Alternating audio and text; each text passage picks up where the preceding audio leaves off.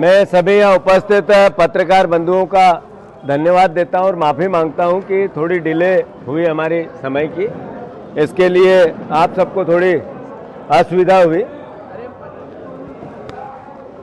आदरणीय साथियों, इंदौर शहर मां अहिल्या का शहर है। इंदौर नगर स्वच्छता का जो पूरे देश और पूरी दुनिया में इसका वर्चस्व हुआ, इसमें इंदौर शहर की जनता का अद्भुत और अकल्पनीय योगदान और सेक्रीफाइस है। यहाँ के सफाई कर्मचारियों ने और यही अधिकारी और कर्मचारियों के भी सहयोग की इसमें मैं समझता हूँ कि इस वक्त हमें याद करना चाहिए। चूँकि इंदौर शहर की जनता ने भारतीय जनता पार्टी को लगातार सांसद दिया, अभी 9 विधायक दिए, लगातार महापौर दिया, ज्यादा पार्षद दिए। आदरणीय साथियों, उस पर भारतीय जनता पार्टी ने इंदौर को क्या दिया?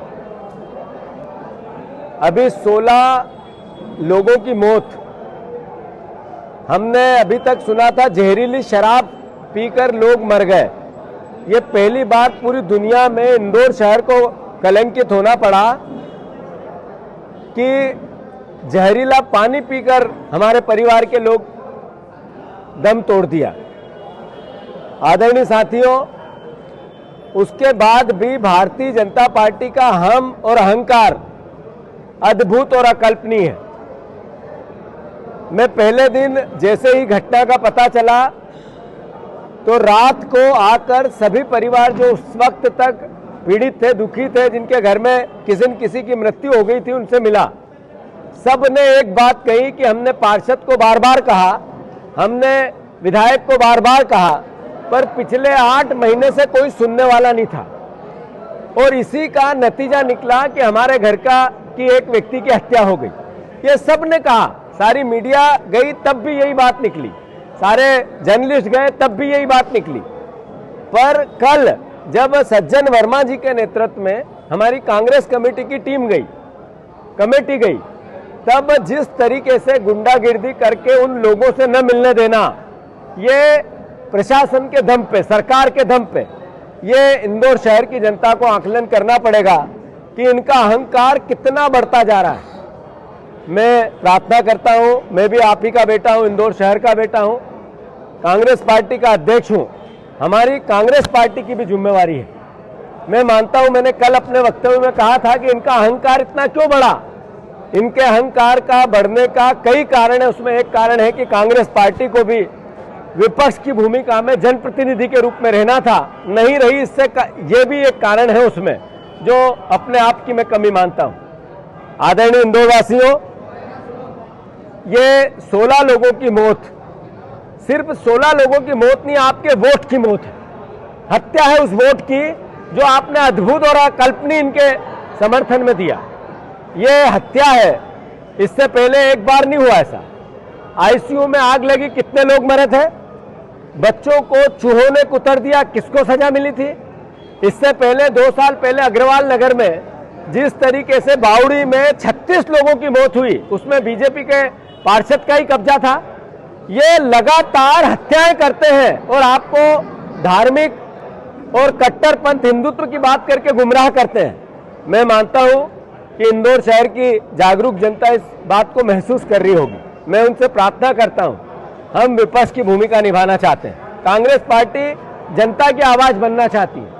हम चाहते हैं कि ये दल की भावना नहीं हो सकती, ये पार्टी का विचार नहीं हो सकता है, राजनीतिक पुट नहीं हो सकता है। ये घटना हमारे इंदौर शहर के सम्मान का विषय है। इसको जो बदनाम किया गया अहंकार से, पूरी दुनिया में, चाइना में, अमेरिका में, यूरोपियन देशों में इंदौर की बात होती थी कि सफाई में नंबर 1 है। आज पूरी दुनिया में बात हो रही है कि जहरीला पानी पीकर 16 लोगों की हत्या कर दी। और की किसने? यहाँ के प्रभारी मंत्री है मोहन यादव, जिन्होंने एक मीटिंग नहीं ली। एक मीटिंग प्रभारी मंत्री होने के नाते मोहन यादव ने नहीं ली। सबसे पहला दोष उनका भी है। जो यहाँ के नगरीय प्रशासन मंत्री है कैलाश विजयवर्गीय जी, उनका अहंकार जर्नलिस्टों को किस तरीके से गालियां देते हैं उससे दिखता है। अरे आप वहीं के विधायक, आप वहीं से नगरीय प्रशासन मंत्री, जिस विभाग का काम था आप ही के विभाग के कारण मौतें हुई और आप अपने पद से चिपके हुए, थोड़ी सी मर्यादा थी आप में, थोड़ी सी लाज शर्म होती तो उसी वक्त इस्तीफा दे देते कि मेरे कारण ही हत्याएं हुई है। तो स्वीकार करते हुए मैंने इस अपने पद का त्याग देता हूं, उससे पहले किया है लोगों ने। मोहन यादव की रीढ़ की हड्डी हो तो फिर हटा देना था उनको। जो मोदी जी इनके बेटे ने बल्ले चलाए थे तब दुख व्यक्त किया था, अब तो 16 मौतें हो गई इनके कारण। मोदी जी क्यों नहीं जागे भाई, क्यों नहीं जागे नरेंद्र मोदी, इनको इनके पद से बर्खास्त क्यों नहीं किया? और फिर न्याय की बात करते हैं, विकास की बात करते हैं अच्छी स्वच्छ राजनीति की। तो मोहन यादव जी महापौर पर क्यों घेरे था? इरादतन हत्या का मुकदमा नहीं होना चाहिए? क्यों नहीं होना चाहिए उन अधिकारियों पर जिनको आपने सस्पेंड किया? मैं आपसे आग्रह करता हूं कि इसमें निष्पक्ष एक न्यायिक जांच होनी चाहिए इन हत्याओं की।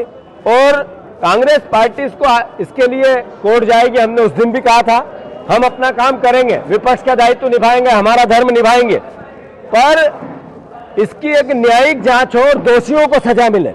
अभी जिनके लोग हताहत हो गए, जो लोग मृत्यु के गाल में चले गए, उनके घर एक एक पार्षद की ड्यूटी लगा दी इसलिए कि कोई मिल नहीं पाए।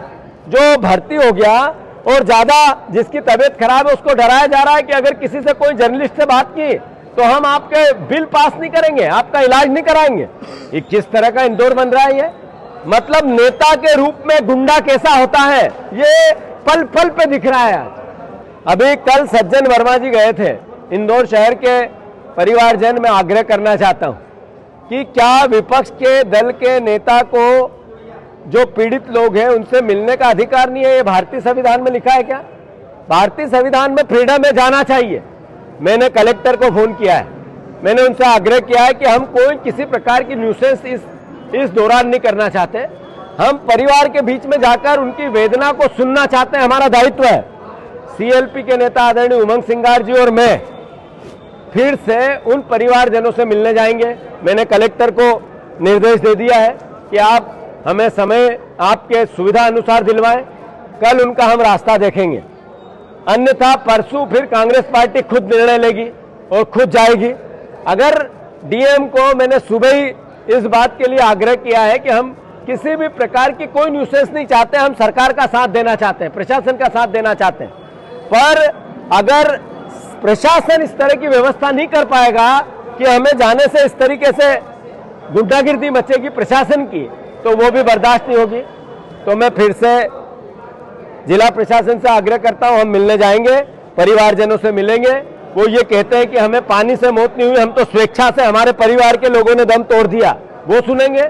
या वो कहेंगे कि इस गंदे पानी से हमारे परिवार की मौत हुई, वो सुनेंगे? उन्होंने, सरकार ने कहा कि हमने इलाज कराया, तो वो कहेंगे कि हाँ हमारा इलाज हुआ। अगर वो सरकार ने कहा कि हम 2 लाख का मुआवजा दिया, तो वो कहेंगे कि हमें चेक मिले। अगर नहीं दिया तो भी कहेंगे कि नहीं मिले। तो मैं मानता हूं ऐसे में हम अपना दायित्व निभाएंगे, चाहे जो हो जाए। मैं फिर से, जैसा मैंने कल कहा था, ये कांग्रेस पार्टी का एक एक कार्यकर्ता का आह्वान है। मध्य प्रदेश और इंदौर शहर की जनता की भावना है कि कैलाश विजयवर्गीय का इस्तीफा होना चाहिए। ये महापौर पर मुकदमा दर्ज होना चाहिए। जो प्रशासनिक अधिकारी इसमें संलग्न है उन पर भी मुकदमा दायर होना चाहिए, गैर इरादतन हत्या का। अगर मोहन यादव ने अपनी रीढ़ की हड्डी नहीं बताई तो 11 तारीख को बड़े गणपति से मां अहिल्या के चरणों तक, राजवाड़ा तक कांग्रेस पार्टी मार्च करके इंदौर शहर की जनता से आह्वान करेगी, उनसे प्रार्थना करेगी, आप सब आओ।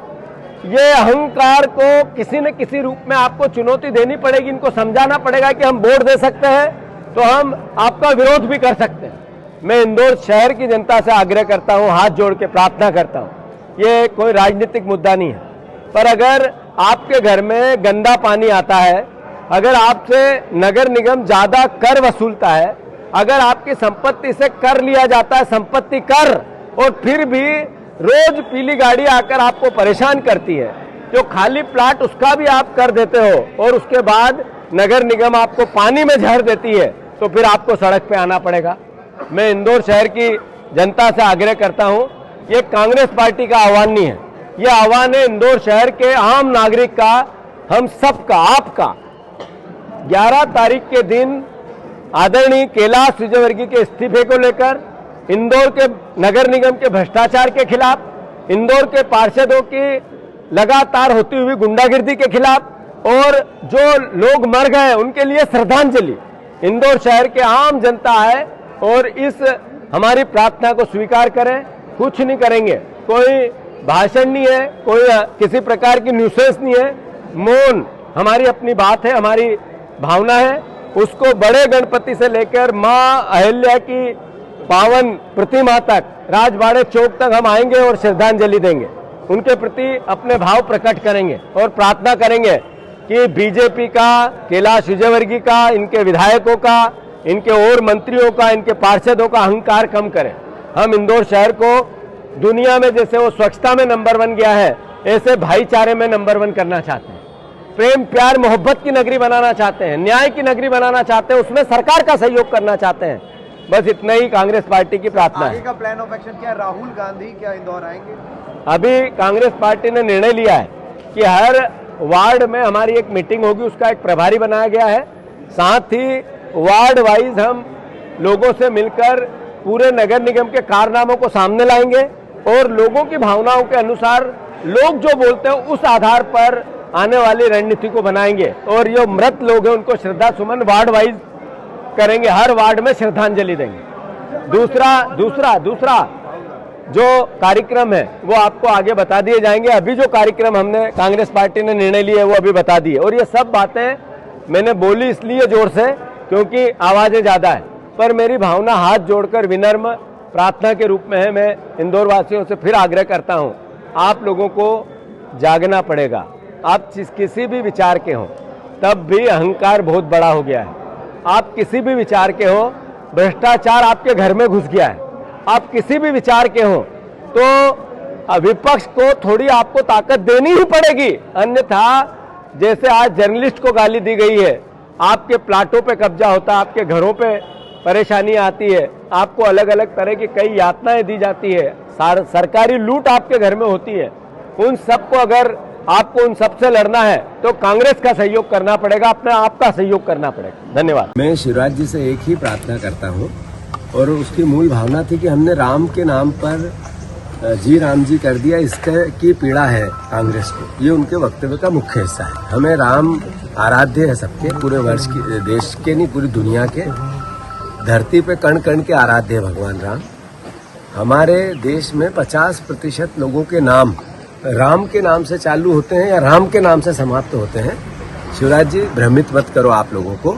आपको बताना पड़ेगा कि आपने योजना का प्रारूप है, उसमें 40% पैसा राज्य शासन के सुपुर्द कर दिया है। कितनी भी आप बातें करो, पर क्या मध्य प्रदेश शासन की या सरकार की या उसकी अर्थव्यवस्था परमिट करती है 40% मनरेगा में अपना पैसा देना? जो सरकार रोज 200 करोड़ रुपए कर्ज लेती है, जो आपने चलन चालू किया, जिस सरकार का आज जब मैं आपसे बात कर रहा हूँ 5,000 करोड़ रुपए का कर्ज लेगी आज सरकार। अभी जिस दिन साल समाप्त हुआ उस दिन 3,500 करोड़ का कर्ज लिया, पूरे साल में 1 लाख करोड़ का कर्ज लिया। संपत्तियां बेची जा रही है, 1100 संपत्ति 1100 करोड़ में बेच दी। अभी 5 संपत्तियां बेचने के लिए सरकार तड़प रही है, तो देनदारियां देनी है। मोहन यादव को मैनेजमेंट क्या होता है, आर्थिक व्यवस्थापन क्या होता है, मैनेजमेंट आर्थिक क्या होता है, इकोनॉमिकल बैलेंस क्या होता है, कैसे संकट से निजात पा सकते हैं, कैसे हम अर्थव्यवस्था को आर्थिक हमारी इनकम बढ़ाएं और खर्चे घटे, इस पर हमारे मुख्यमंत्री का कोई सोच ही नहीं है। काम करना तो बहुत दूर की बात। तो ऐसे में कैसे वो 40% देंगे? तो बाकी आपका पूरा वक्तव्य जीरो, झूठ, पाखंड, लोगों को गुमराह करना।